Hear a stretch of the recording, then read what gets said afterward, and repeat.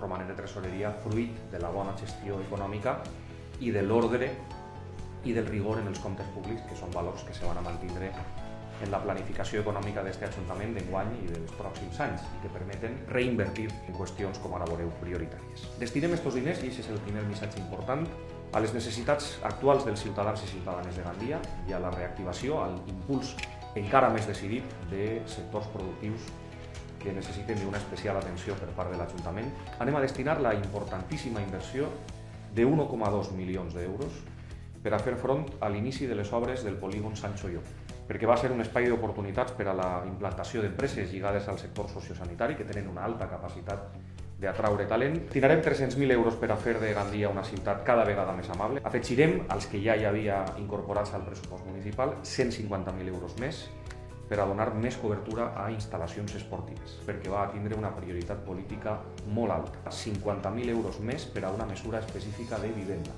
En concret, una partida que farà front al repte d'aflorar vivendes buides.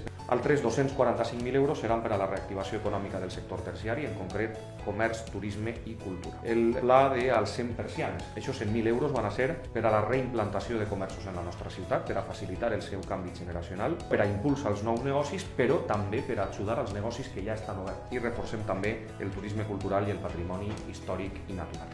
L'educació o festes i les tradicions. Esta és, ho sabeu i ho he repetit moltes vegades, la legislatura de les oportunitats i de les inversions. I tots els objectius, les polítiques i els recursos que puguem destinar aniran destinats a que la ciutat miri endavant, a que continuem avançant com a ciutat, perquè crec que és un dels objectius més importants.